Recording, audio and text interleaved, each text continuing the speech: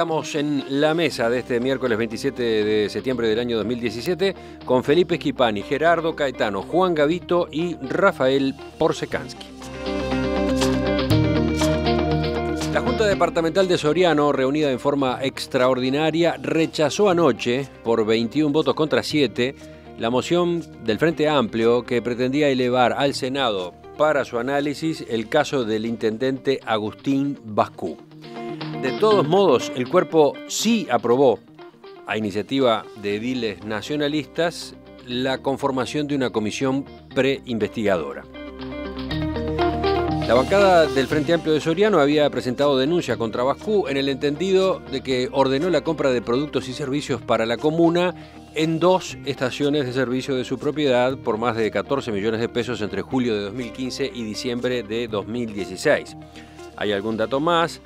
Según el observador, durante 2016, el 25% del combustible que adquirió la Intendencia de Soriano en todo el país fue despachado en las 2 estaciones propiedad del intendente nacionalista.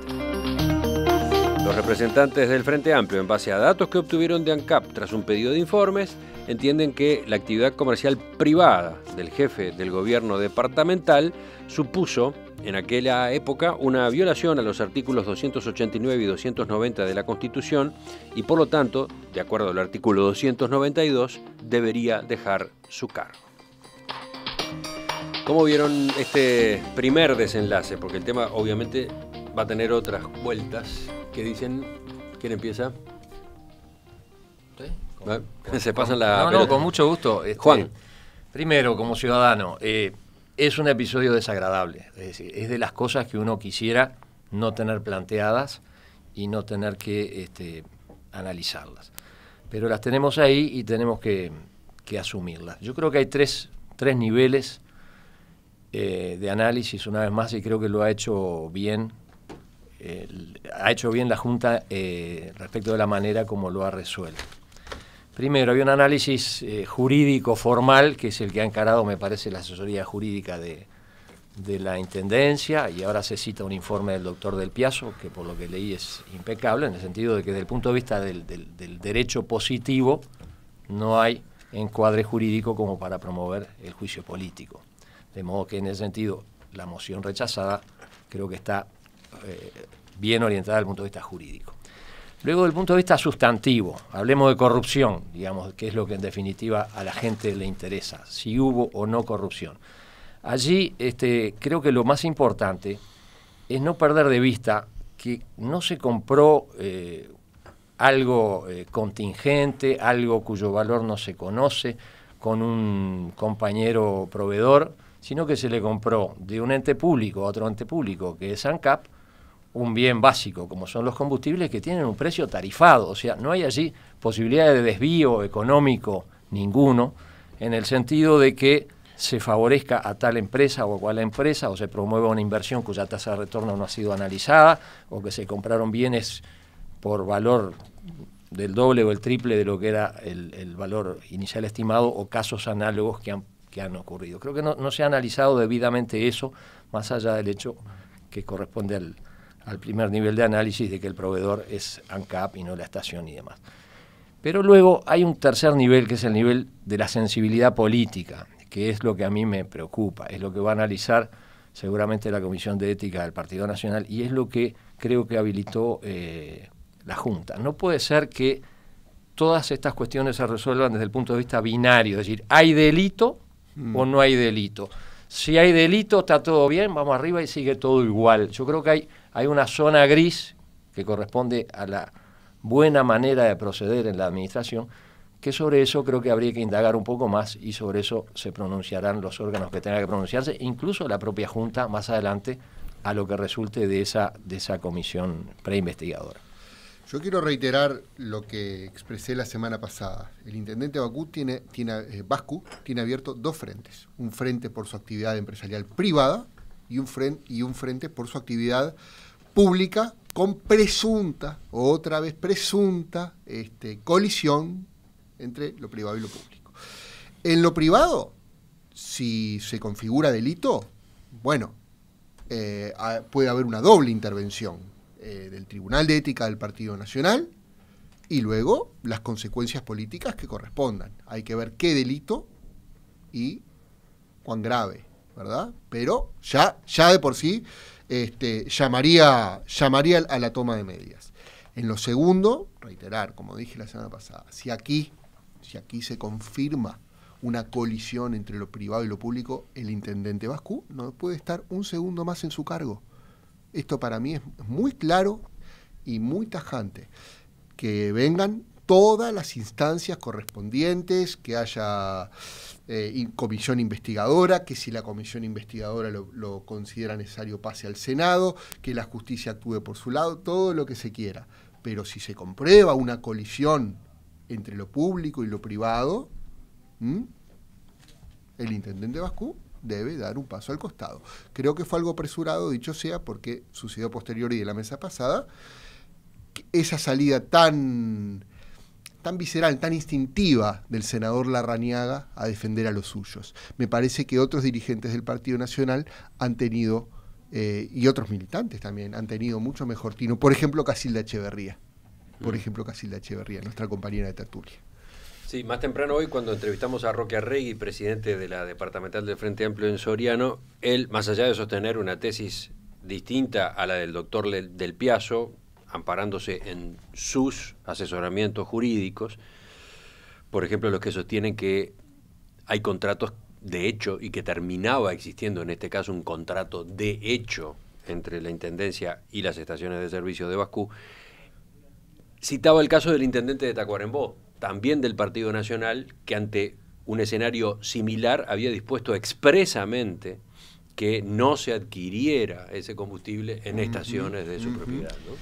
Sí, yo no he leído el informe del Piazzo, tengo un enorme respeto intelectual por el doctor Del Piazzo, pero las respuestas que vi por parte del abogado, del intendente, me resultan francamente insuficientes.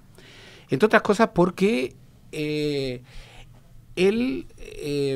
tuvo una estrategia, digamos, de defensa que apostó a la no confirmación de una figura delictiva, aunque reconoció que había habido falta de ética.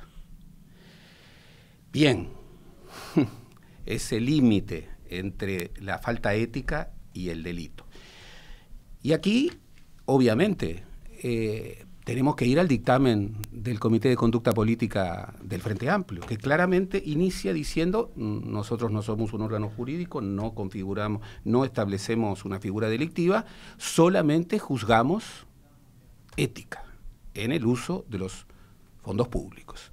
Y yo creo que hay que celebrar la contundencia del dictamen del Tribunal de Conducta Política. Es una muy buena señal para el sistema político en su conjunto, y que incluso deben incorporar como un elemento de proyección nacional los otros partidos. A mí me preguntaban, yo he estado en el exterior, me preguntaban: ¿cómo es esto que un vicepresidente renuncia por el uso abusivo de la tarjeta corporativa, y en definitiva lo que están entredichos son $60.000, más o menos? Y yo decía, es que en el Uruguay la vara tiene que ser muy alta, y eso no es solamente un tema de un partido, es un tema de todos. El Uruguay... Y no tiene que ser doble. Y no tiene que ser doble. Entonces, esa señal de que un presidente, aún antes de que se le haya comprobado irregularidades en el ejercicio de la conducción de ANCAP y demás, simplemente porque el Tribunal de Conducta Política de su partido comprobó falta de ética, inadmisible en el uso de fondos públicos, lo llevó a la renuncia. Y saludemos eso, que no significa juzgarlo, porque acá no hay tribunales populares, por suerte, y acá todos ante la justicia tienen el proceso que les asegura la cuestión jurídica. Ojalá, no, pero ahí, perdón, ojalá la Comisión de Ética del Partido Nacional incorpore esta exigencia. La vara en el Uruguay tiene que estar mucho más alta, es casi un tema estructural. ¿Por qué? Justamente por nuestra escala.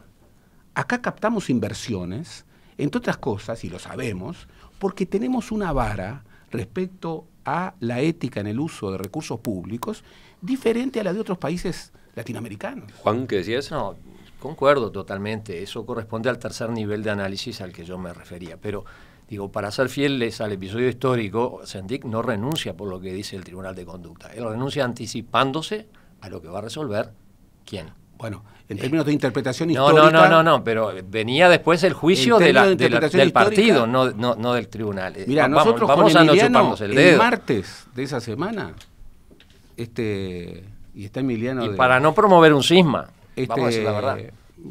Yo creo que... ¿Qué pasó con el martes de esa semana? En Canal 12, yo señalé que la única salida posible era la renuncia. Y no había que ser... el oráculo de Delfos para señalar esto. Y por eso es que se buscó justamente que el informe no se hiciera público para que llegara a un ámbito político. ¿En busca de qué? De la politización de cuestión ética. Los dichos de anteriores y posteriores de Sendik, la verdad, responden a otro tipo de lógicas. Felipe. Sí, yo creo que hay tres planos: el político-jurídico, el jurídico-penal y el ético, ¿no? Ayer vivimos el político-jurídico, que es esta solicitud que hace la bancada del Frente Amplio de la Junta Departamental de Soriano de juicio político. Es discutible, sería interesante leer los argumentos de Del Piazzo.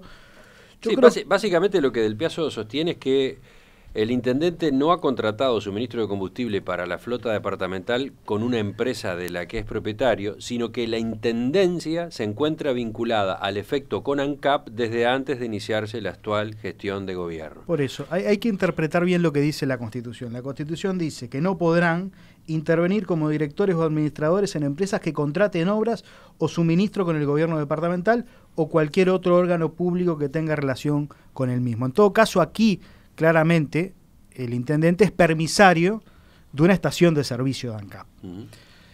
Pero a los efectos más jurídico-penales, él se lleva una comisión, menor naturalmente, pero se lleva una comisión al cabo por cada litro de combustible que vende. Él recibió dinero por esa venta de combustible que él hizo a la intendencia. O sea, es un tema jurídico... Huele mal, ¿verdad? A resolver.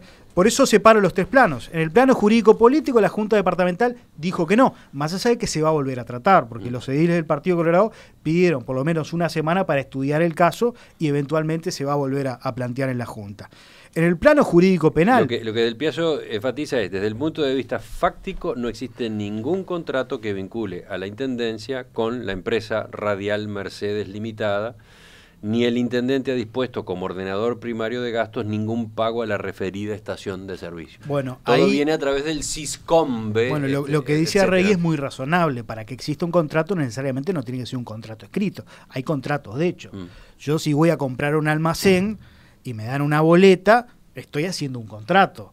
Digo, más allá de que escapa la interpretación que generalmente tenemos de lo que es un contrato. Y la intermediación... Es clara.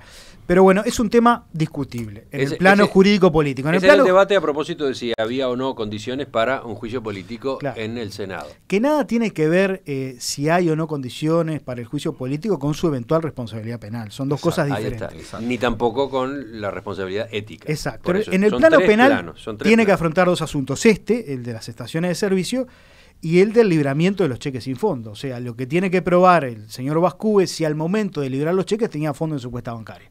Tan sencillo como eso. Dejemos que la justicia le ha dado un plazo para que presente sus descargos o presente sus pruebas, la justicia resolverá.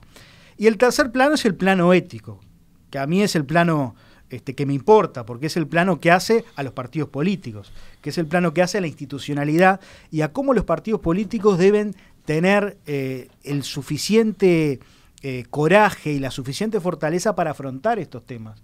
Porque aquí no se trata tampoco de incurrir en ataques de tal o cual magnitud, porque uno hizo lo otro, no hace, sino que se trata de que los partidos se fortalezcan, porque nadie está vacunado contra este tipo de actos de corrupción. O sea, esa lógica que en algún momento repitió Sendik, de que ser de izquierda no es corrupto y un corrupto no es de izquierda, es una lógica, que ha quedado demostrado en los hechos, que es equívoca, que durante mucho tiempo se creyó, ¿no? Y se levantaron las banderas. Pero hacia la condición humana los desvíos. Entonces, los partidos tienen que tener la fortaleza para en el plano ético ser drásticos con estas conductas. Por eso yo espero que la Comisión de Ética del Partido Nacional esté a la altura de las circunstancias. El Partido Colorado también tuvo una instancia este año. El Partido Colorado tuvo una circunstancia y creo que salió muy bien. Y en menos de un mes, dando todas las garantías, dando todas las vistas, escuchando a todas las partes, expulsó al señor Sanabria. Estás hablando del caso del cambio Nelson. Entonces, me parece que,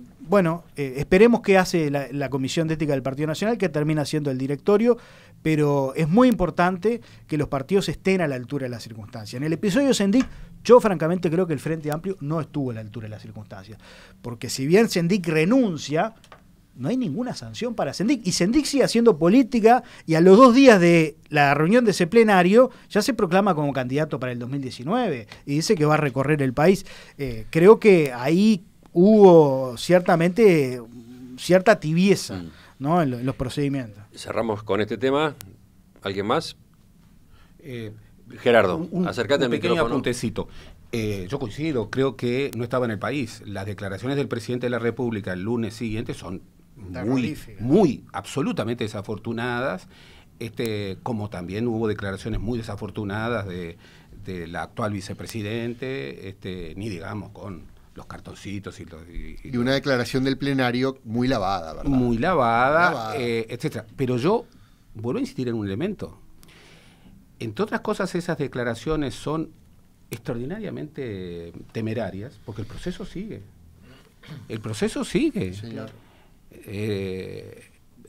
Hubo un pronunciamiento muy categórico, también muy preciso de la JUTEP, y Sendik va a tener que comparecer como imputado en un proceso judicial que vamos a ver en qué termina. O sea, esas digamos, esas penas o esos señalamientos que estaban en la declaración que se iba a votar en el plenario y que la renuncia imprevista, yo creo que siguen estando, porque el tiempo verá. Con todo, te indico que efectivamente esas penas tendrían que haberse aplicado.